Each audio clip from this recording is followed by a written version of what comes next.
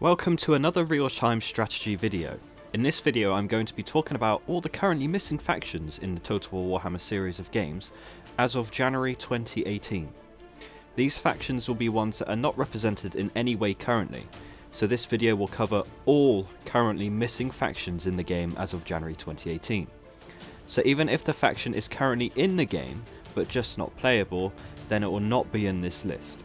So no Kislev, Vampire Coasts, Northern Dwarven Kingdoms or Estalia and so on. This list does not include factions available in mods or Steam Workshop content. This list is simply based on base game content. This video will be a more informational video than my previous lists and top 10s, so I'll only be covering the faction's lore and history, not how their gameplay mechanics could work or what units would be included in their rosters. There are many factions in this list, many old, many weird and many forgotten. Many you may think are not a faction at all, but all of those that appear in this list are a recognised faction by Games Workshop. They have all seen some sort of official support in the past, if very minor in some cases. With that said, I hope you enjoy the video and learn something new that you didn't before about the Warhammer world. Albion. In a long time before man first discovered the secret of fire, millennia before the first elf learned the art of the bow, a race known only as the Old Ones forged the world. Legends tell of how they manipulated the ebb and flow of magic to mould their land to their will, and how they sowed the seeds that would form into the vast forests that cover the world. The races of elves, dwarves and men were like children to them, whom they nurtured and taught. It is said that even the great dragons were mere playthings to these godlike beings. In time, the Old Ones chose the island of Albion as one of the locations to build their homes. Little is known of their settlements, for a few ever visited Albion, let alone returned from this mysterious place. They forged an island paradise where the sun shone bright and the crops flourished. Gathering together the wisest and bravest individuals of each race, they taught them magic and other skills. They demonstrated the secret of forging runes to the dwarves, and to the elves they taught the mastery of spellcasting. The Old Ones believed that the race they called man was too primitive to learn, but they were quickly surprised at the speed mankind adapted to its surroundings. They were so impressed that they chose to teach a select few of the cave-dwelling tribesmen some of their secrets. Those they taught went by the name of truth-sayers, for it was the duty to teach the other tribesmen the truth path to enlightenment fell upon. They instructed their students to spread across the world and populate the continents, whilst all the time the Old Ones kept a watchful eye over their subjects. They, in turn, were worshipped as gods, and temples were erected in their honour. The race of man impressed the Old Ones the most, for he seemed to be able to adapt to any climate, and small tribes quickly flourished in every corner of the world. Carvings upon the slant pyramid temples found deep within the jungles of Lustria, and the earliest songs of the elf bards tell of a great catastrophe that befell the noble Old Ones. A magical gateway, their portal to other distant worlds, collapsed, and they were forced to flee the fledgling world that they had created, lest they become stranded. Unable to help those races they had brought into the world, the Old Ones had little choice but to leave them to fend for themselves. Their parting gift was to create a race of giant warriors to protect the people of Albion. The collapse of the gateway tore a great hole in the fabric of heavens, allowing the forces of chaos to pour into the world. As the chaos mists enveloped the land, hordes of gibbering demons and all manner of foul beasts descended from the north in a bloody rampage. Many of the wise Slan, the highest servants of the Old Ones, were the first to fall. A brave race, they tried to fight off the first wave of attackers, but were too few and too weak. They fled into hiding within the dense jungles of Lustria. Next, the Chaos Hordes turned their attentions to the High Elves, but the Old Ones had taught their children well.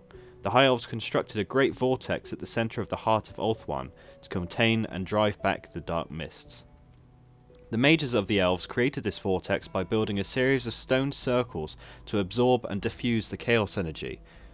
In their arrogance, the High Elves thought they were alone with the saviours of the world, but it was not so. By concentrating their attack on Ulthuan and leaving the island of Albion, the Chaos Hordes made a fatal flaw in their plan of conquest. The Truth-sayers, or Druids as they were so called by the people of Albion, gathered together the giants and bade them also to construct a series of stone circles. With such immense strength at their disposal, the truthsayers soon had a great many of these circles whose mystical properties would allow them to channel their spells and bind the forces of chaos to the north. In many ways, their mastery of this form of magic was better than the elves. Not only were they able to contain the chaos mists, but they were also able to use the stones to weave their own veil of fog around their island, protecting what they called the Ogham stones from danger. The elves would certainly have been overrun had the druids of Albion not stemmed the flow, but the mist had shrouded the isle also blocked out the sun.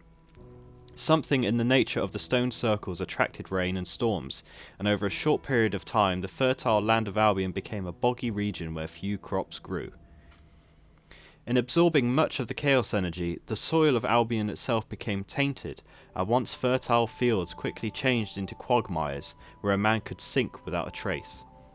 The thick woods and forests became wild places where hawthorn and poisonous plants choked the life from the trees. Many feared to enter these once beautiful glades, and many of those who did were never seen again. Even the creatures of Albion would not be able to escape the mutating effects of chaos, and after only a short period of time the tribesfolk told tales of terrible monsters lurking in the darkest reaches, emerging at night to prey upon their unwary. It was a price the truthsayers had little choice but to pay. If the dark forces of chaos were to be contained, then Albion had to remain hidden. The truthsayers gave the task of guarding these stone circles to the giants who had constructed them. Said to have been formed from the earth itself, these giants were highly intelligent beings and knew the importance of their vigilance.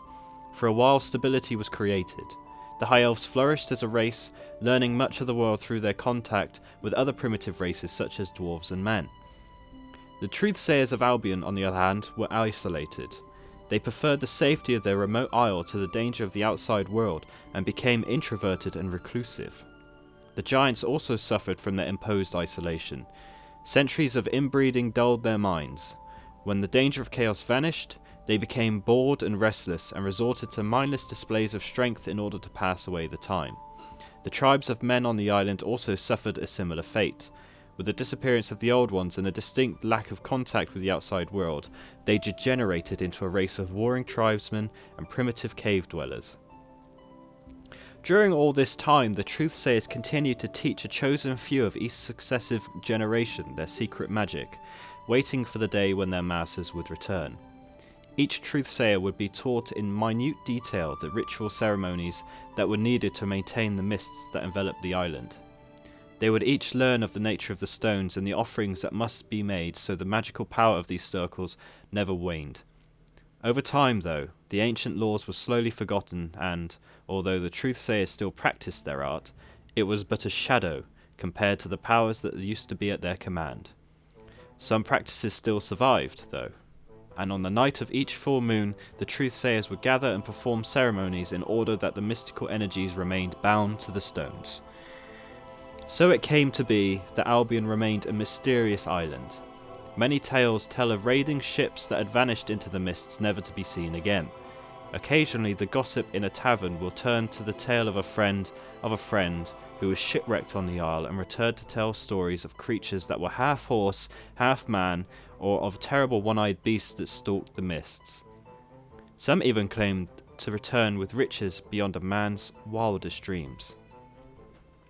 Attilian explorer and conqueror Curius Gisa, the so-called first citizen of Remas, at the time reached the shores of the Misty Islands and tried to bring the native barbarians his view of the Attilian culture. He was unsuccessful, instead taking Hengus the Druid and the two biggest giants of Albion with him as hostages. Back in Tilia, he was assassinated, and the giants now roamed the now old world as mercenaries. No truth to these stories has ever been proven, and the rumours of Albion remain little more than fantastic tales told by drunks to any who would listen. But then a new legend spread across the land. Sailors talked of an island which had suddenly appeared to the far north. Huge white cliffs loomed out from the sea, but the sailors had also spied beaches where a small boat may possibly make a landing. It would seem that the mists had parted and the land lay open to explore. every race across the world gathered its armies to seek the treasures of Albion and claim the island as their own. The Amazons. There are many versions of the tales of first contact with the Amazons, dating back to when the Norse made their first landings upon the shores of the New World. The Norse, led by the infamous Losterikson, quickly realised the extent of the riches to be found there, and set to plundering it with all the abandon for which their kind were known.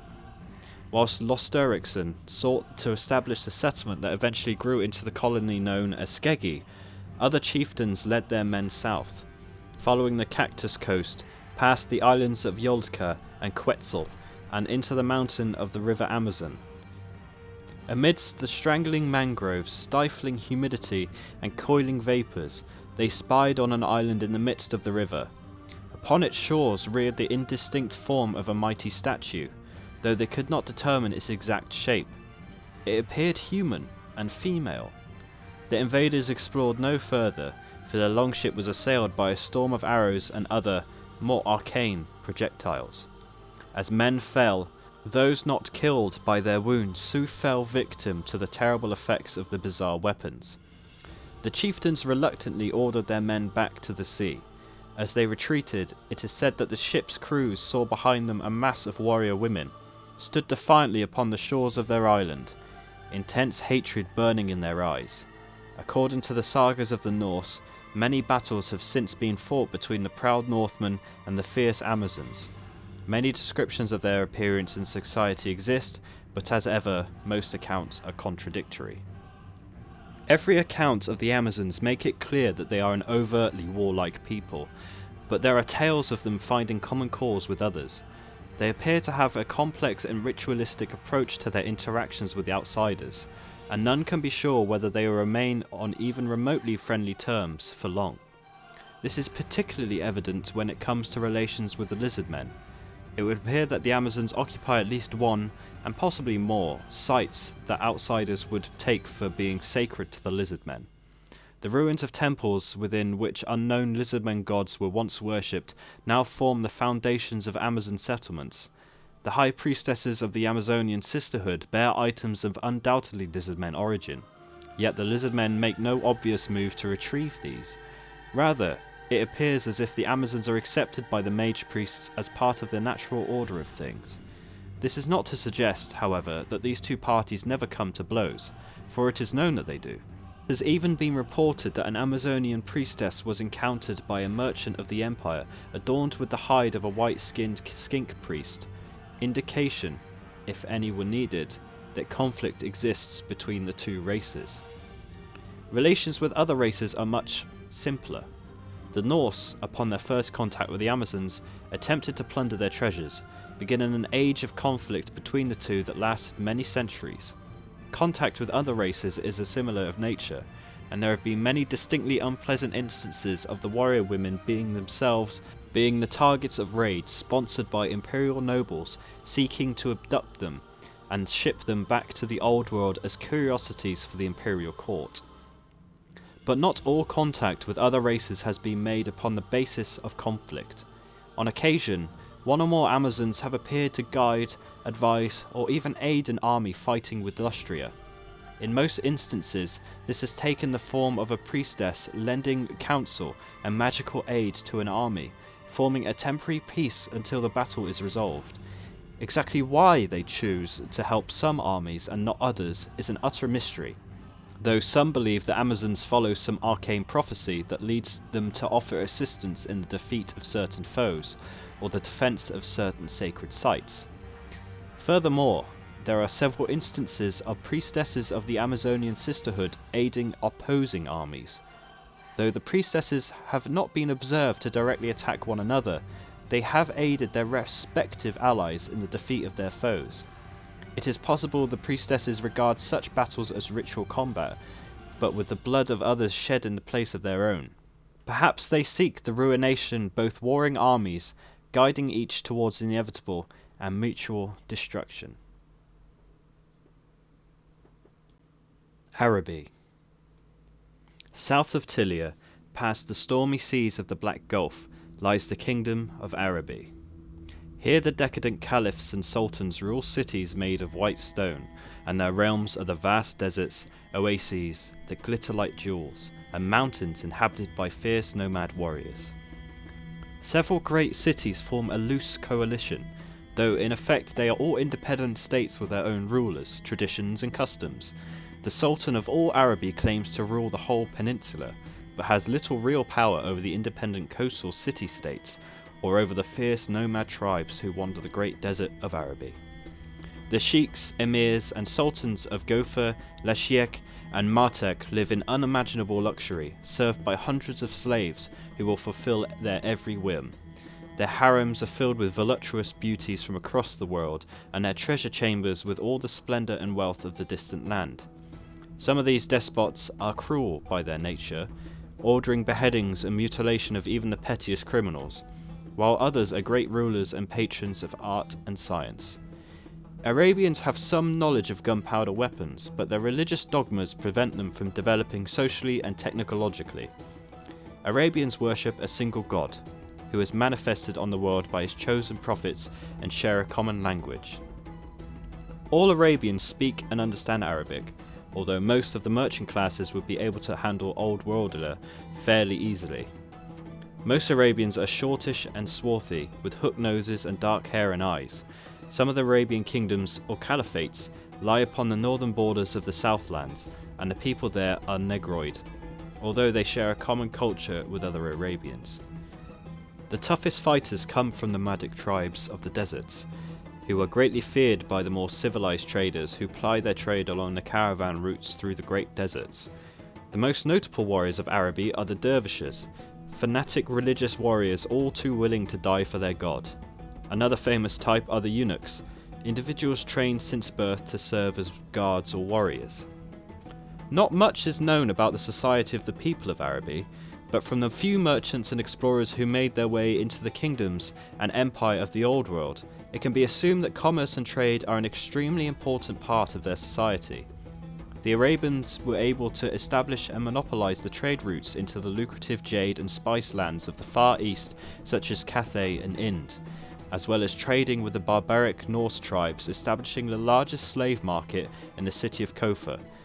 All this thanks to their unsurpassed mastery in their navigation of the seas. The economic growth of Araby has led their peoples to pursue of the fine arts in poetry, alchemy, medicine and architecture, thus producing some of the world's most notable poets, doctors, sorcerers and architects. Sorcerers in Araby are said to be able to capture genies in bottles, who, upon uncorking, rise to immense size to do their bidding of their master, and these wizards are rumoured to fly upon carpets. Mystery shrouds the study of necromancy. To learn the dark art, an aspirant must either seek a necromancer and become an apprentice, or acquire one of the forbidden tomes such as the Book of the Dead, written by the mad Arabian prince Abdul ben Rashid. He travelled to the land of the dead in the east of Araby, and driven mad by his experiences, he wrote his blasphemous masterpiece. He did not live to see the widespread public revulsion of his work, or the great pyre where the Caliph of Kassaba burned all the copies he could find. Unfortunately, the Caliph did not find them all.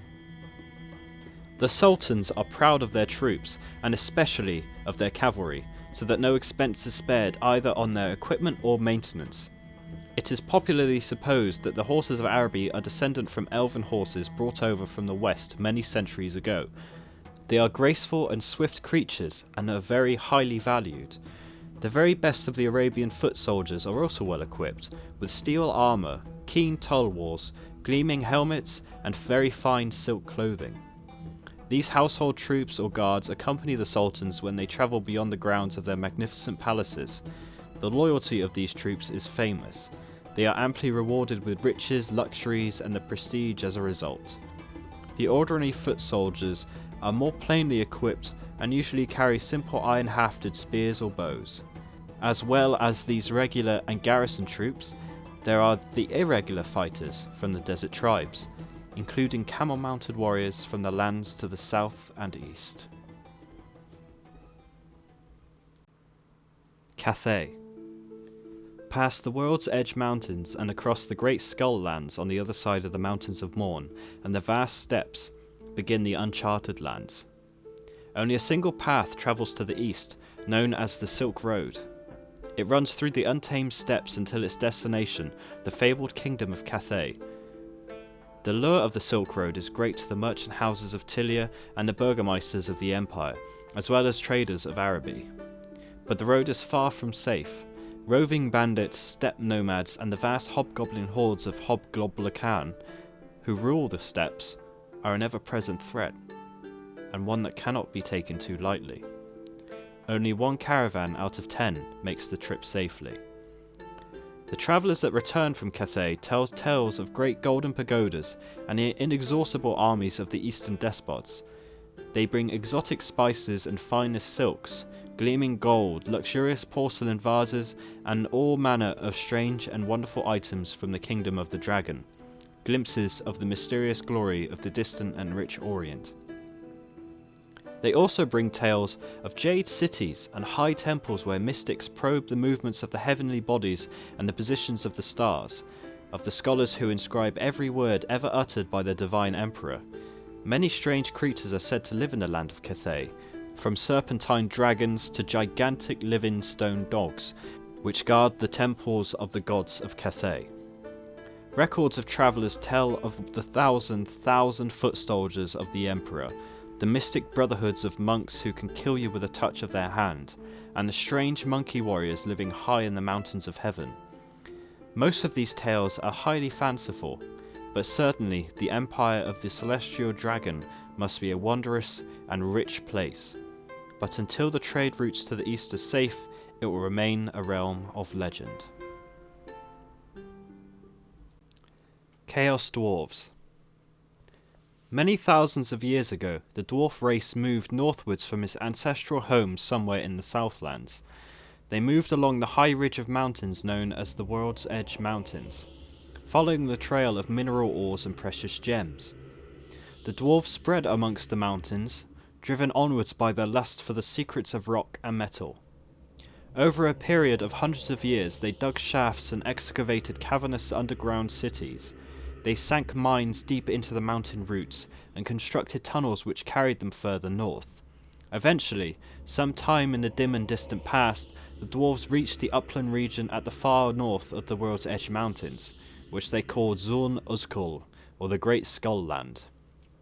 Here they found a vast and inhospitable plateau where the air was thin and cold and the rocks barren. Many turned back south to swell the growing numbers of dwarfs in the World's Edge Mountains. Others turned west into the cold lands of Norska, but some of the most adventurous turned east and then south along the bleak mountains of Morn. At first, these widespread dwarf kindreds maintained contact with each other, but the eastern dwarfs strayed far, and when the time of chaos came, the northern regions were cut off forever. The dwarves of the west believed their eastern kin dead, destroyed by the tides of chaos that came from the north. But they were mistaken. Chaos did not kill the hardy dwarves. Instead, it worked a dreadful change upon them. To survive the realm of chaos, the Chaos Dwarfs turned to the evil bull god Hashut, whom they call the Father of Darkness. Hashut laid his blessings upon them, and for the first time, magic users arose among the dwarf race. The Chaos Dwarf sorcerers now rule the rest of their people with absolute authority, for they are not only powerful mages, but they are also the priesthood of Hashut. They are strange and tortured beings, greatly skilled at the blending of magic into their ingenious engineering, but cursed. Dwarves were never meant to wield the magic of chaos, and the price they pay is the curse of stone. Each Chaos Dwarf sorcerer will, inevitably, one day slowly transform into an immobile stone statue. The change starts with their feet, which turn grey and useless, before progressing throughout the rest of their body. Many of them use their sorcerous engineering to construct new steam-driven bodies for a time, but they too eventually succumb to the curse. Their immobile forms now line the road leading to the centre of their mighty empire, the Tower of Zar Nagrund, city of fire and desolation. The tower is a terrible obsidian ziggurat that constantly throbs with the pounding of hammers and the screams of victims sacrificed in molten cauldrons to Hashut's greater glory. It is the labour of generations of slaves, surrounded by mountainous piles of displaced rock from the mines that gouged the landscape surrounding the tower and the slag from the countless forges of the Chaos Dwarfs. At the apex of the tower sits a vast temple dedicated to Hashut, which is watched over by the fierce bull centaurs. Bull centaurs long ago mutated from Chaos Dwarfs, doubtless after Hashut had an influence on the race. They have the lower bodies of bulls and the upper bodies of heavily muscled but fanged Chaos Dwarfs. They are fearless and terrible, reveling only in the spilling of blood and the glorifying the Father of Darkness. From then on, the Chaos Dwarf Empire continues to grow stronger and stronger for centuries. For centuries, the Chaos Dwarfs ruled supreme over the Dark Lands, their furnaces and workshops ceaselessly churning out infernal war machines by the dozens, each one destined to bring only woe and misery upon the wider world. Fueled by slaves, the Chaos Dwarfs were masters of their own dark, twisted world until the day came when the slaves rose up in rebellion and nearly spelt the doom of all their kind. During that forgotten age, the Chaos Dwarfs grew wary of the constant animosity of infighting of their green-skinned slaves, and so sought a solution that will make them much more obedient towards their tyrannical masters. With the aid of dark magic and the selection of the largest and strongest of their green-skinned slaves, they magically bred the first Black Orc into existence. If this story were true, then their experiment turned into a complete catastrophe, for their ill-fated attempt to create a more disciplined and highly coordinated green-skinned slave force only made them the perfect leaders for their brethren to rise up and topple their sadistic rule. The magical abilities of the dwarf sorcerers could never erase the strong sense of independence that all orcs possess, and when the greenskins rose up in rebellion, the great uprising that followed almost led to the complete destruction of the entire empire, making it as far as the doors to the Temple of Ashut, the very heart of the Chaos Dwarf Empire. However, in their hour of triumph, only the timely betrayal of their hobgoblin allies spared the dwarves from their complete and total annihilation. Each Chaos Dwarf, in addition to being a craftsman or artificer, is also a highly trained and disciplined warrior, often with scores of years of battle experience to draw upon.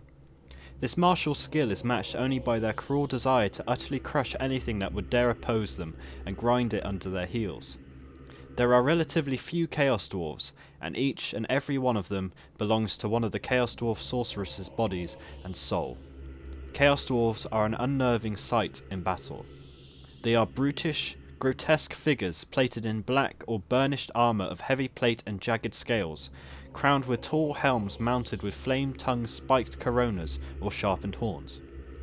Their livery is bright and bloody, and their distorted faces are bestial and filled with malice. Their presence is intended to inspire fear in their foes, and they have lost none of the toughness or skill at arms of their western dwarf kin.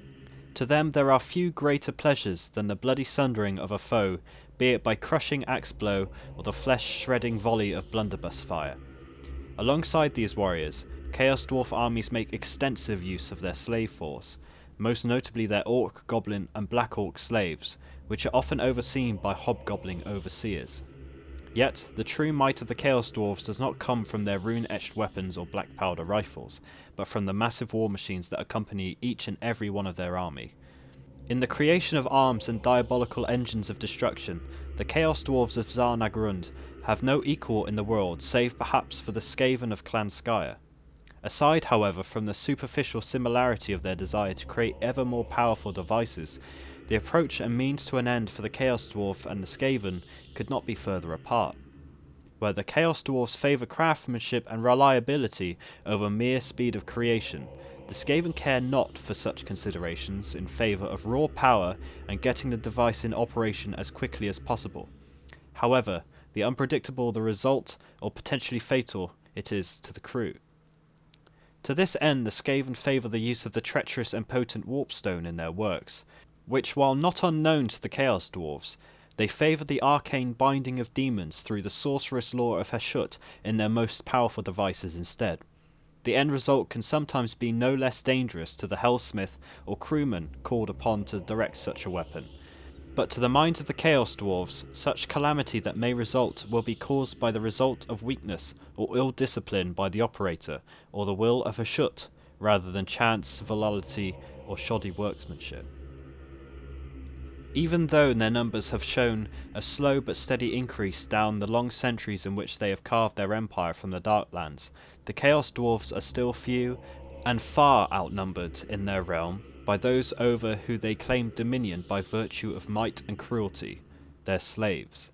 The Chaos Dwarfs consider all life other than their own of their kind to have value only as raw resource and fitting sacrifice, and to them the muscle and sinew, and even the souls of those that bow and scrape at a gesture of their iron-shod hands and cringe before the stroke of their steel-barbed whips, are no more than a commodity to be amassed, exploited, and spent.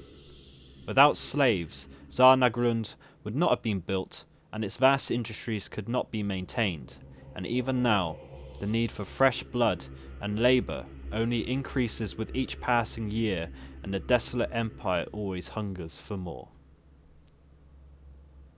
Unfortunate wretches of many races toil amid the poisoned air and burning ash of Zardruk, and like the craftsmen they are, the Chaos Dwarfs prefer, when possible, to select the right tool for the right job.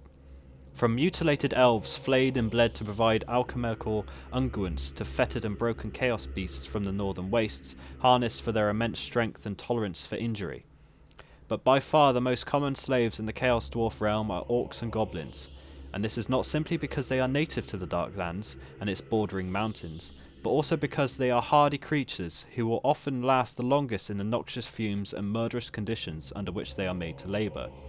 Of these, the Hobgoblins have a unique and favoured place, as much as a slave might be favoured by such cruel and callous masters. Perhaps the most distrusted, vicious, and above all treacherous of goblin kind, the Chaos Dwarfs seldom reduce the Hobgoblins to base toil, but rather employ them as slave overseers, lackeys, and even troops, providing utterly disposable reinforcements for their own forces, enabling a larger enemy army to be weakened without cost in Chaos Dwarf lives before they themselves move in for the kill. Hated by the other greenskins who would happily murder them if they could, the Hobgoblins of the Darklands have come to rely on the Chaos Dwarfs for patronage and protection. While they are so treacherously eager to betray each other for advancement, they are quite incapable of fomenting any cohesive rebellion against their brutal masters, as they cannot even trust each other, making them in some ways the perfect slaves. Humans too have their place among the slaves of the Chaos Dwarfs, as they are adaptable and quick-witted if thought less durable than greenskins, and considerably more unpredictable. As do ogres, who are valued for their raw power, but always present a danger as their primitive, violent spirits can never fully be broken. Skaven are never taken alive unless to be worked almost immediately to death or used as poultry mass sacrifices, as they are simply too devious, and the Chaos Dwarfs have learned from bitter experience that any group taken might well conceal untold spies, saboteurs, and even deliberately infected plague carriers placed in their midst. But all of the races that fall to the hands of the masters of Zarnagrund, darkest fate awaits their kin, the Dwarves of the West, the fruits of the bitter malice of long brooding millennia and reserved for the Dwarves, and all sacrifices to Hashut, none are more favoured than those loyal to the treacherous ancestor gods that have abandoned them. Dogs of War. The Dogs of War, also known as the Regiments of Renown, is a polite catch-all term to generally describe mercenaries from all across the known world, fighting on behalf of anyone willing to pay their exorbitant prices. They are drawn to places where fortunes can be won by ruthless adventures, from the lush jungles of the west to the mighty isles of the east, and from the steamy swamplands of the south to the harsh snowlands of the north. The world is truly awash with ragtag armies of sellswords who nurture the wishful dreams of loot, plunder, and adventure. Although many dogs of war ply their bloody trade to every point of the compass, the most notorious breeding ground of mercenaries lies within the fractioned, war-torn city-states of Tilia in the Old World. From all the kingdoms of the Old World, and many more beyond, sellswords come towards Tilia in the tens of thousands, reassured of profitable employment and great battles to be won. Tilia is the battleground from which these gold-hungry mercenaries will ply their expertise to all those willing to pay. Yet no matter the motivation, bold armies of dogs of war depart every few weeks from the ports of Tilia and sail off into the sunset, ready to conquer new lands and found new kingdoms the likes of which no man has ever seen before. A dogs of war army is a very diverse army that consists of many different companies of dangerous cutthroats and sellswords of a wide diversity of backgrounds. Of these many companies, the most notorious of them have earned their reputation through remarkable success, sheer brutality, or adventurous spirit. Each individual regiment is led by a famous mercenary from whom the company is usually named after. Each of these armies are often assembled and paid for by an ambitious mercenary general. Each general is a warrior of great ambition and enormous greed, ready to go forth on a life of adventure and booty. Being an army consisting entirely of mercenaries, the prospect of pay is as important to the integrity of the Dogs of War army than perhaps any other factor on the battlefield. As such, the paymaster is considered the second most important individual within the army, just before the general himself, for he is responsible for holding the various companies together with the prospect of chests full of gold. Below these two individuals consist a myriad of different captains, wizards and officers, each individual having their own goals and responsibilities in the field of battle. Gnomes. Gnomes are smaller relatives of dwarfs. They have a similar cultural background and speak their own dwarvish dialect. If anything, gnomes are even more short-tempered and difficult to get along with than dwarves. Like them, they live mostly underground or amongst mountains. Gnomes can be found almost exclusively on the western side of the World's Edge Mountains. Their numbers are few and declining all the time. Some communities survive in the remoter areas of the Isle of Albion, but these cannot be said to constitute anything other than a backward remnant of the race. Within the Empire, gnomes have a reputation for clannishness, being regarded as a well-balanced race insofar as they obviously have a chip on both shoulders. It is true that they do not easily mix with other races. Within the Empire, gnomes have a reputation for clannishness, being regarded as a well-balanced race. It is true they do not easily mix with other races, but they are by no means as secretive and withdrawn as the Wood Elves. Gnome peddlers are relatively common sight, and gnomish smiths and engineers are accorded almost as much respect as their dwarven counterparts, often more, but this is usually from fear of their acerbic wit and sharp-tongued sarcasm. Indeed, it is normally the gnomic capacity for vitriol which led to the appointment of a gnome as the imperial court jester as long ago as 1143. Since then, such appointments have become a tradition, one which the current emperor, Karl Franz, continues to maintain. Nevertheless, gnomes prefer to live among other gnomes in self-contained, isolated communities.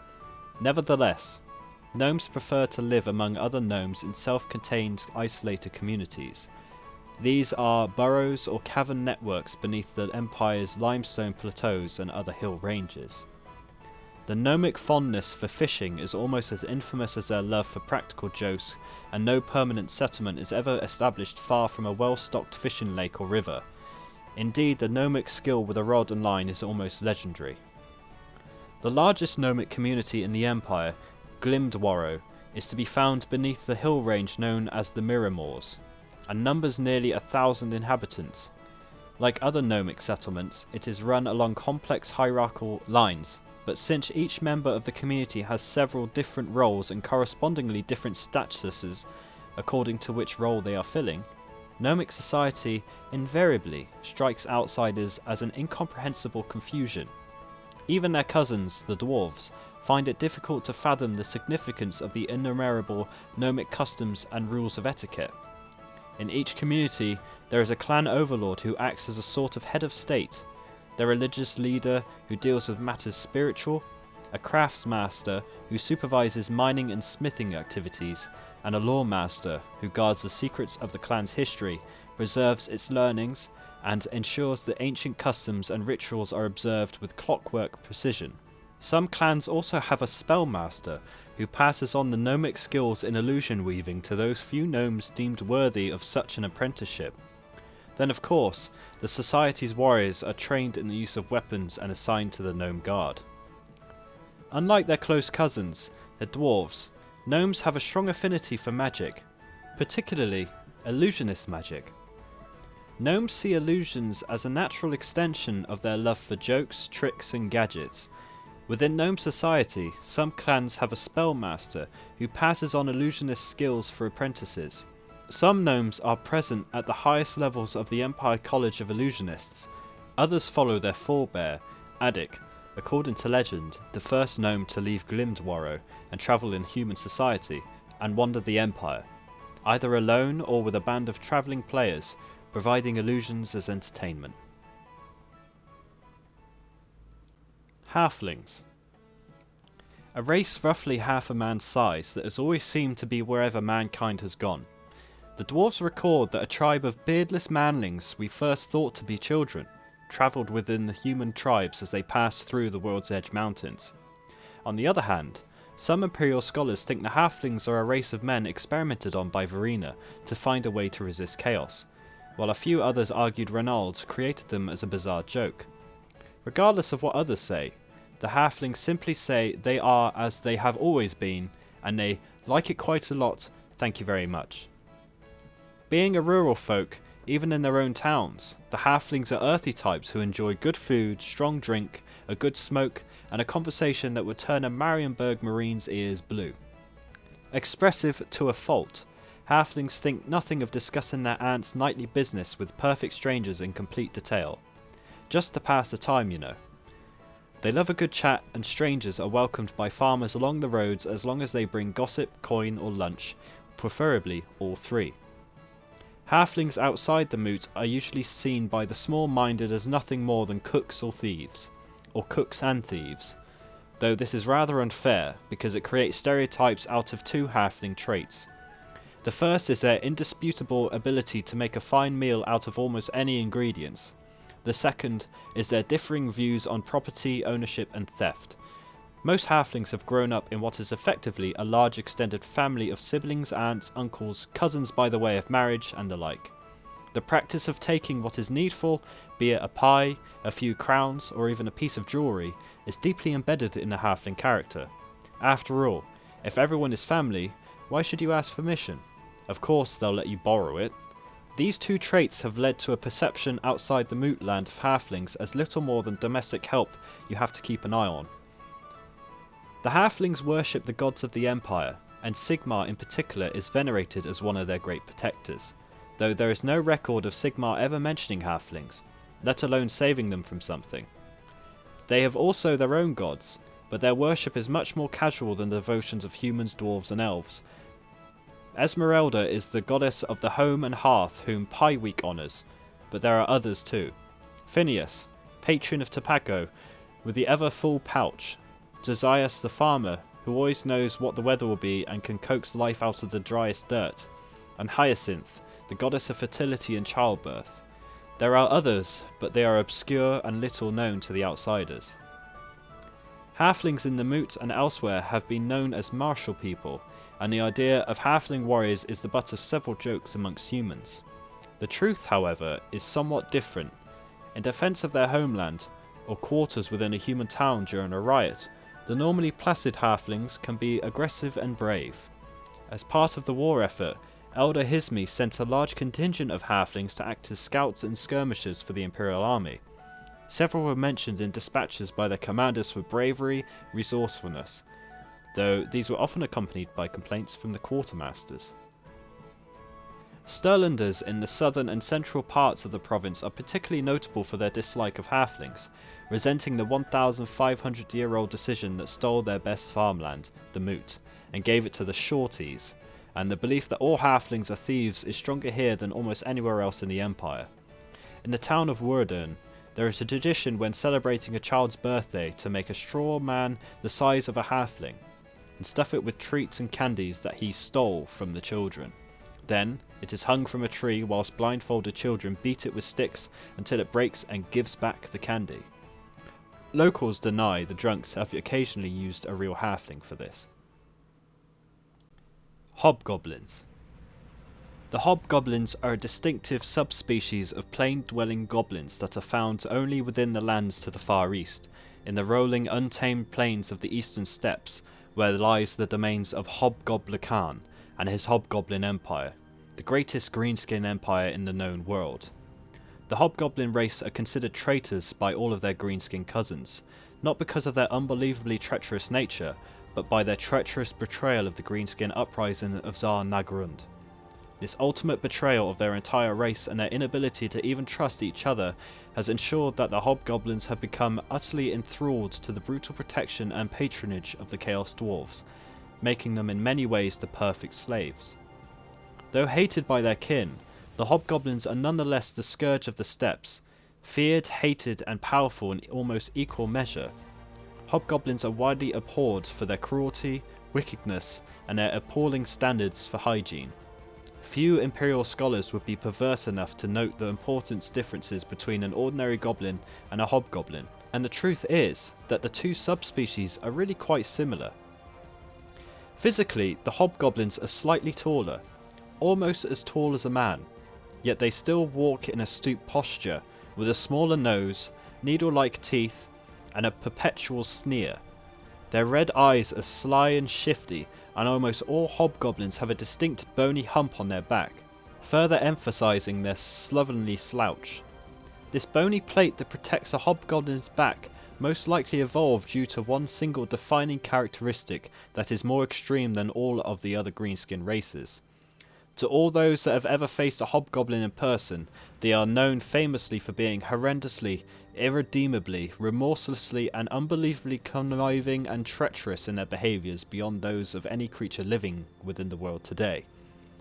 Hobgoblins are completely untrustworthy, so much so that they would backstab a friend or ally just to further their own gains without even a second thought, and would more often than not switch sides to those that can pay well or just happens to be on the winning side. Indeed, hobgoblins have a deep suspicion of any creature that doesn't betray its own comrades as soon as it is slightly more advantageous to do so.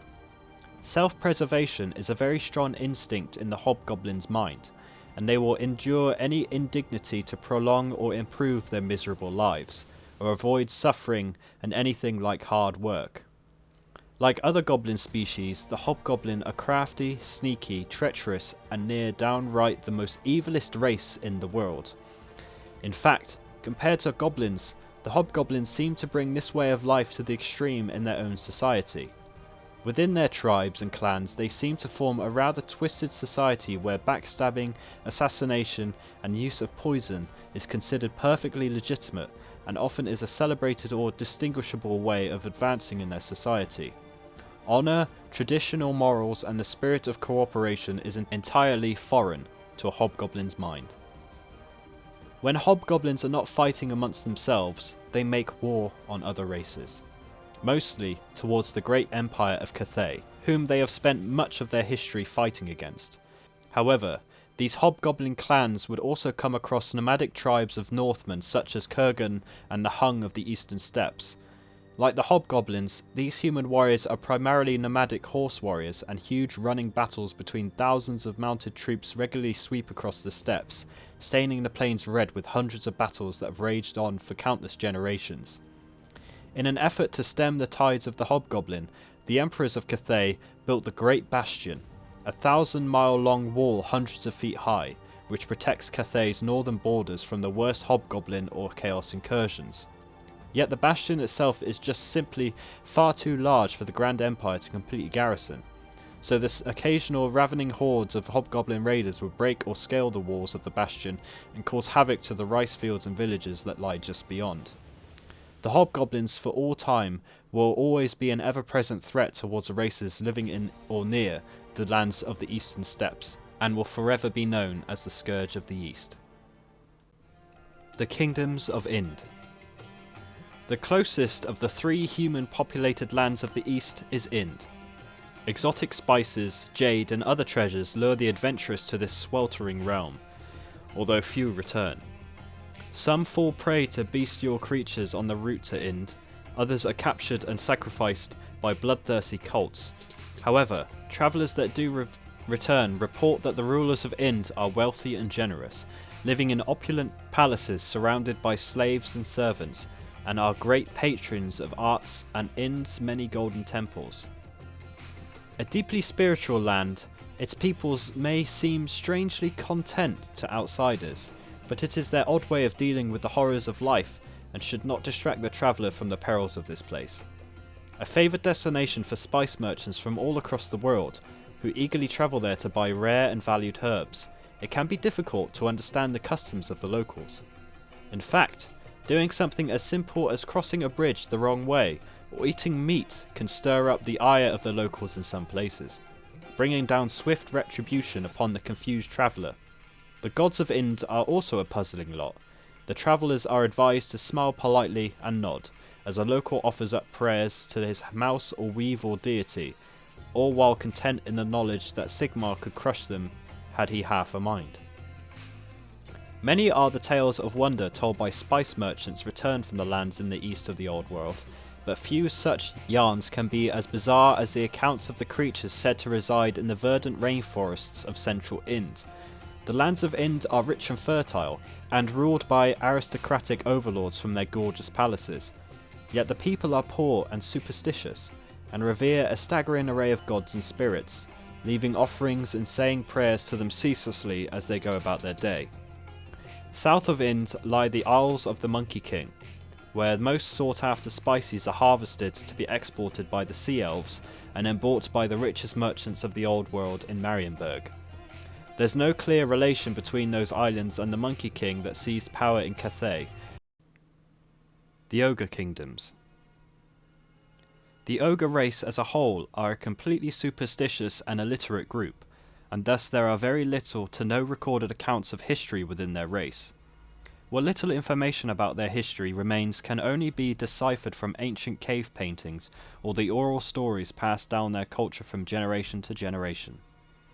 Though many of these accounts are extremely exaggerated and overly fantasized, there may yet be truth within the story that none would dare to believe. Where exactly the ogres come from and how they fit in with the other races of the world is a question many scholars have asked. Of course, such questions never occur to the ogres themselves, for they are not scholarly in the least, being unable to read or write. Ogres do value legends, often exaggerated tales of bravado told around campfires, and they do record major events with their cave drawings, but to an ogre, history means their last meal and ancient history is the feast before that. They are far more concerned with obtaining the next dinner than with debating how or why they came to be. Elven lore masters believe that the Old Ones, the mysterious beings who shaped so many of the creatures that walk the world, made the ogres to join the fight against the rising powers of chaos. However, the elves theorized that quite a bit was left unfinished with the race when the polar gates collapsed, ushering in a tide of chaos powers to the world. To the elves, this explains the crude and intolerable vulgar nature of the ogres, and hence the graceful rulers of Ulthuan generally disdain them as a lowly and dim-witted race. Human scholars led by the strangely prophetic imperial philosopher Albrecht of Nuln believe that ogres are close kindred to the race of halflings, perhaps coming from some common stock, but somewhere in time splitting into two divergent species, perhaps through some foul mutation. There are many similarities. Both races are resistant to the effects of chaos. Both have a comparable and all-consuming need to search out their next meal, and both bear unusual behavioural traits. For ogres, the need to smash and eat everything, for halflings, the compulsion to swipe anything not nailed down. For many thousands of years, the ogres lived far to the east, in an area of great sweeping steppes. On the borders of far Cathay was a fertile grassland that spread endlessly across the horizon, and there the ogres thrived and multiplied. They lived in tribes that followed the plentiful grazing herds of new beasts and lumbering yak that roamed the open country, providing an ever-replenishing supply of fresh meat and milk. It is said that the ogres learned the secret of fire and basic metalworking from their neighbours in Cathay, and there were no conflicts along their shared border for many generations. With no natural barriers to divide their kingdoms, they lived a nomadic existence, trading almost as much as fighting. Soon the Cathayans began to recruit the most intelligent of the ogres and indoctrinated them into the Grand Imperial Army. Yet as more and more tribes stalked the steppes for food, it was only a matter of time before ogre raids entered into Cathay, and some ogres have already begun to prey upon their neighbours.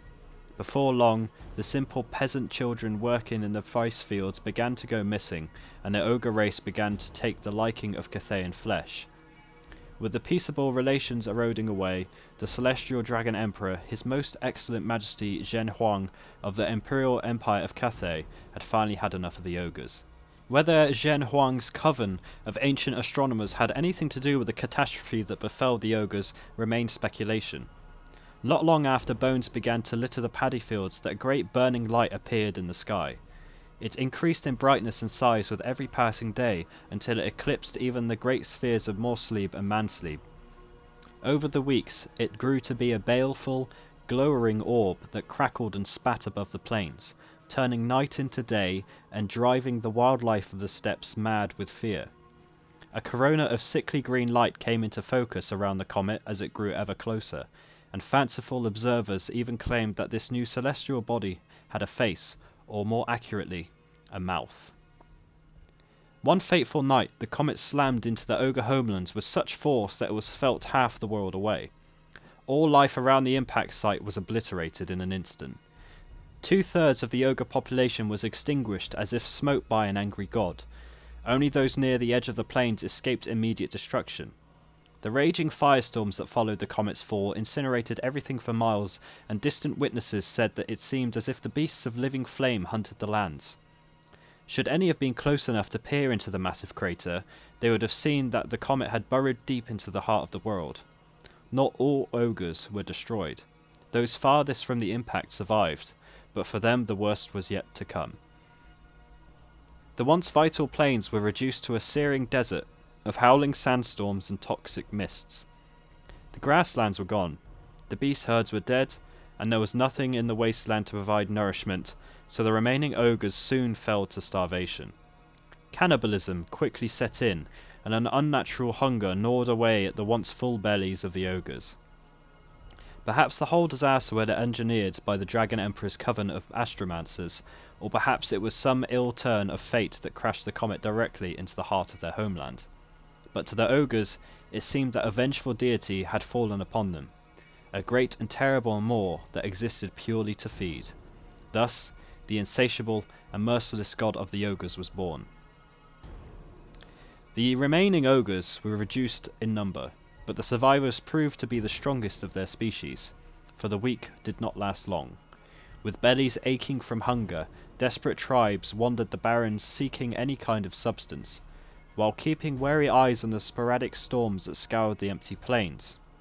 Those without the muscle or fortitude to make it soon eaten by their own tribes. Yet no matter how much the ogres gorged, they could never fully satisfy their eternal appetites.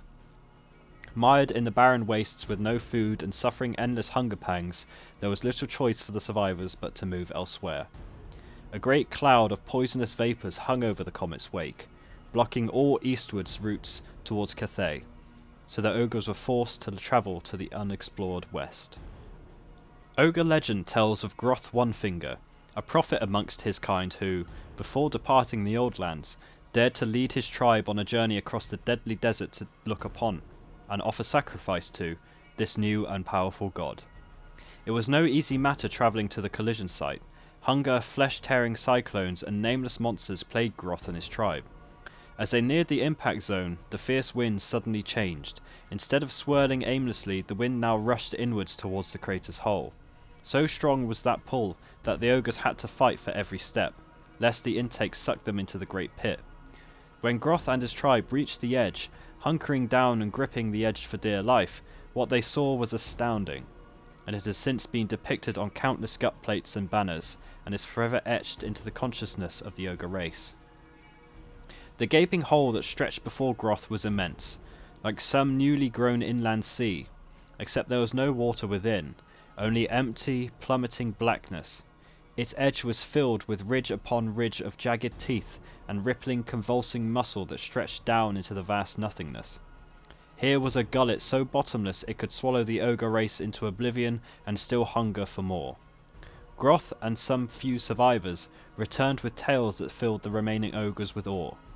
Thousands of years have passed, but many ogres still follow the footsteps of Groth, for the Great Maw exists there still, a vile pulsing god visited upon the world by the vengeful heavens.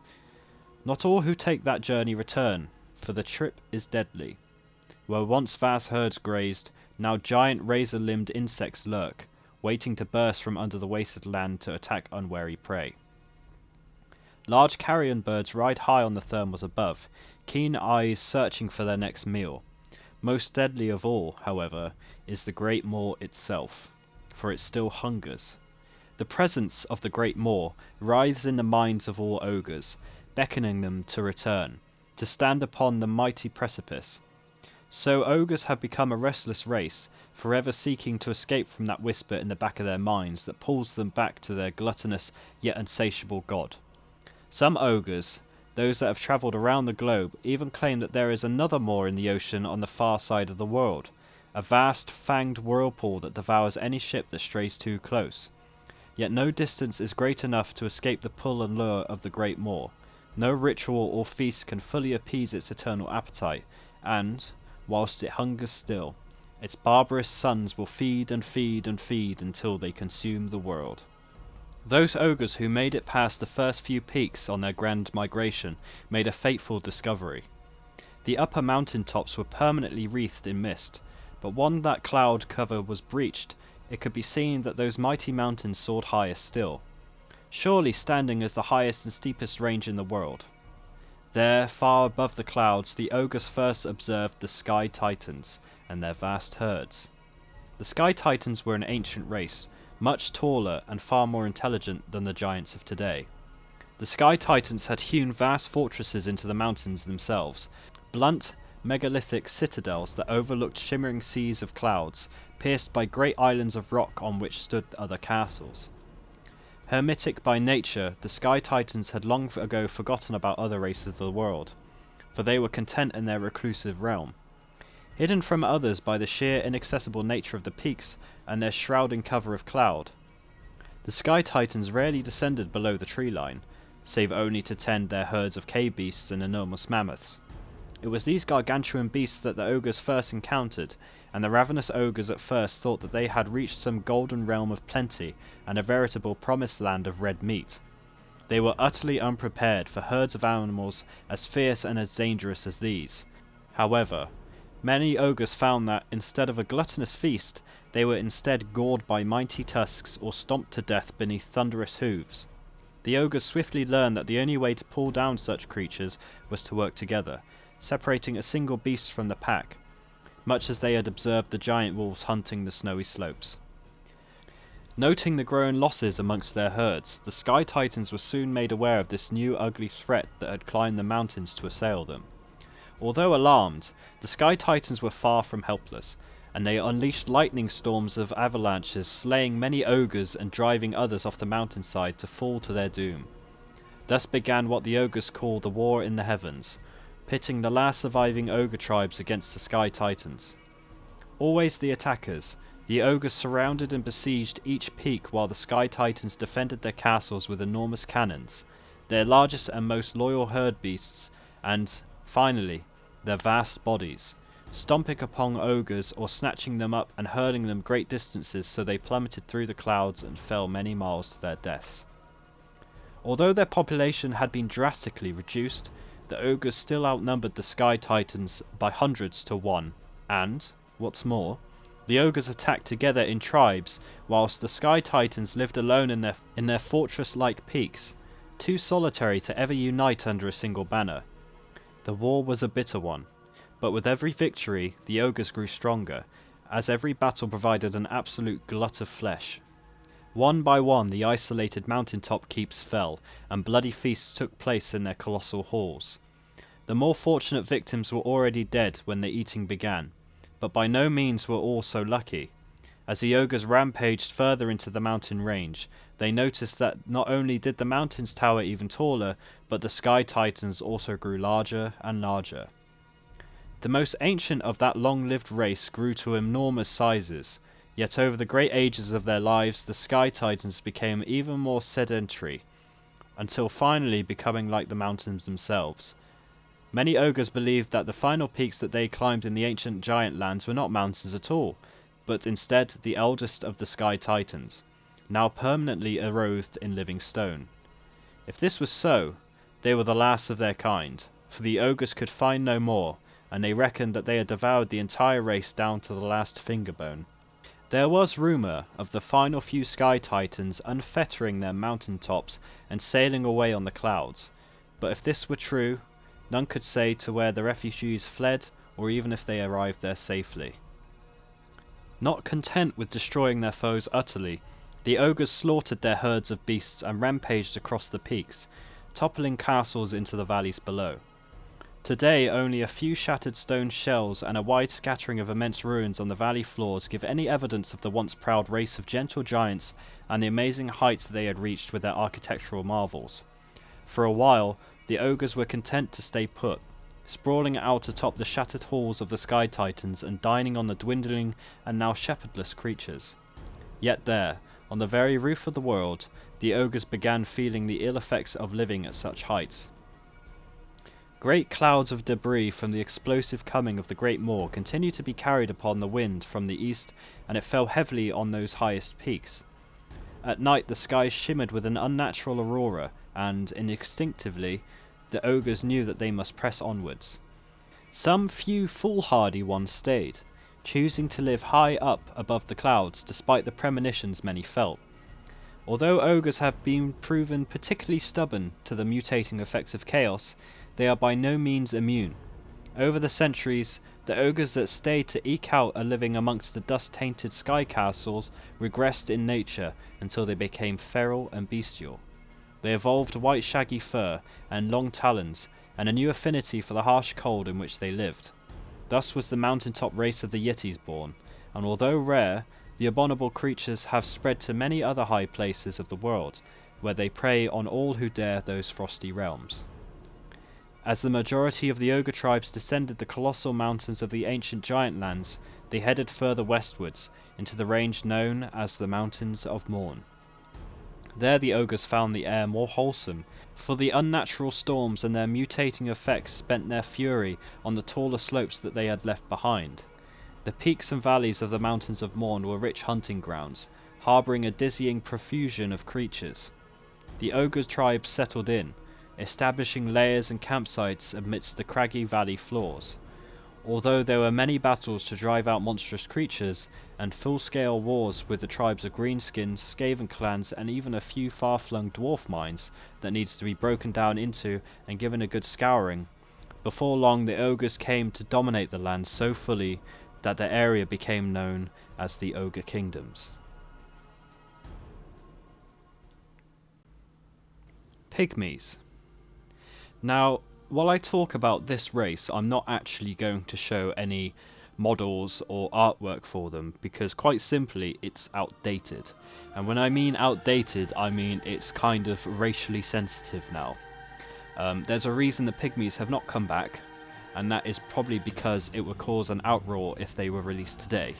If you want to look at what they look like, feel free to Google them. But that being said, we'll carry on with their lore. Pygmies are the smallest of all human races. Some old worlder scholars deny that they are human at all, whilst others refer to them as lesser men or black halflings. They come from the dense tropical jungles of Lustria, where they live in small tribal groups. Nominally, they are subjects of the Slan Emperor. Their relations with the Slan are sometimes good and sometimes not, but their jungle habitat is so wild that no Slan army would dare to cross it. The Slan regard the Pygmies as allies of a kind, and sometimes request aid in war, which the Pygmies provide in a token way.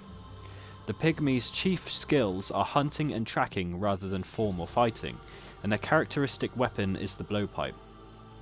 Their weapons' ancient ornaments are made from bone, wood and stone, and the use of metals is altogether unknown, save for items traded with the Slan. Pygmies survive largely by hunting crocodiles, monkeys and lizards, using poisoned darts to immobilize their prey. Pygmies are short and squat, rarely more than 5 feet tall and often shorter. Although small, they are by no means puny. Their skin is dark and their hair black. They often paint their bodies in a similar way to the Slan. Pygmies also have tribal magicians, who use powers are associated with nature and the environment.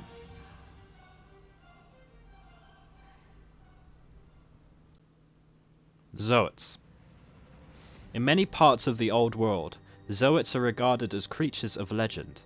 It is not known when or how they developed, or even whether they are really native to the known world at all. What is certain, however, is that they are incredibly ancient and very powerful. They are solitary by nature and are occasionally encountered in the depths of most ancient forests of the Old World. Despite their bulk, they are quiet and reclusive, and can move through the densest undergrowth with hardly a sound. Occasionally, they have dealings with elves and other forest-dwelling races, and they have been known to make contact with human druids from time to time. It is said that they are powerful magicians, and that they strive to keep the forests free of marauding goblinoids. Ancient elvish songs and legends tell of Zoets sometimes coming to the aid of elven settlements attacked by goblins and their kin. Zoets are centauroid in appearance, having 4 thick columnar legs and also a powerful torso with 2 manipulative arms. They are reptilian, with heavy plates of fused scales covering their shoulders, back and hindquarters, and are about 6 feet high and 8 feet long. Their heads are reminiscent of snakes and turtles, but with a broad, heavily armoured skull to accommodate their brains, which are proportionally large. Their slightly domed skulls, large eyes and wide mouths give them a wry expression. Colour ranges from dark brown through maroon to purple. They do not wear clothing or armour, for their scales protect them from the elements and the blows of their enemies. Their characteristic weapon is a long wooded staff tipped with a metal-bound cylinder of black stone. The metal is silver and carved with strange symbols which are indecipherable by other races.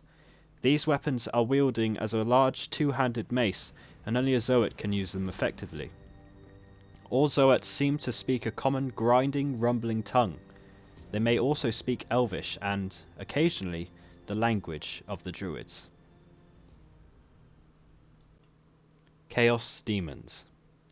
The Demons of Chaos, known also as the Legions of Chaos, the Arch-Enemy, the Great Beast, or simply just demons, are malevolent, otherworldly beings, born from the deepest and darkest emotions of all mortal creatures. From their fortresses and palaces within this realm of chaos, these entities watch with envious eyes towards the mortal kingdoms, waiting with unblinking patience for their chance to wreak destruction and dismay upon the world, and to feed upon the misery that they have wrought. Of the many forces which permeate the world, both emotional and natural otherwise, there are but 4 which hold supreme power within this plane of unnatural existence. Power, lust, death, and change are the 4 greatest forces which have enthralled the world in its grip. For in a world engulfed in such amounts of war, corruption and disease, their dark presence and their malign influence is all but inevitable. These emotions and thoughts fuel the main 4 chaos gods, Khorne, Slaanesh, Tzeentch and Nurgle, respectively. Other thoughts and emotions created minor chaos entities such as Hashut and the Great Horned Rat, who also have demonic servants which fight alongside the Chaos Dwarfs and Skaven armies rather than fighting directly in support of the 4 main chaos gods. When time finally arises, these demonic entities seize upon the opportunity to break free from their plane of existence, greedily spilling forth to rampage and slaughter in the name of the chaos gods. From the realm of chaos they come to conquer and destroy, creatures of magic in service to the darkest of gods. Armies flee before them. Devastation lies behind them, for the destruction is the gift they bring to warriors of all races, causes, and creeds. They are the demons of chaos, the servants of insane and blasphemous gods, and they will not rest until the world shares their madness, until all that is clean, orderly, and natural is smothered into the stuff that is pure chaos. Just as the chaos gods are beings of magic, so too are their demonic servants. Each demon is a splinter of his divine master, a distorted reflection of mortal yearning, a shard of emotion and dark desire given form and license to destroy. Thus does every demon reflect something of his master's presence and personality. Demons of Khorne are muscled and brutal, driven to slaughter and murder. whilst those that serve Tzeentch are whimsical and devious, shunning physical combat in favour of the sorcery that Khorne detests so. Nurgle's demons are by far the hardiest of their kind, if somewhat moribund in thought and deed, whilst Slaaneshi demons are lithe and whip-quick, as delicate in form as they are vicious in temperament. There are also demons serving minor chaos gods. Demons of Hashut are creatures of metal, darkness and fire. The Horned Rat commands mighty vermin lords, of which there is several kinds. Lastly, there is Chaos Furies, who shift and change with the realm of chaos, bound to no god in particular.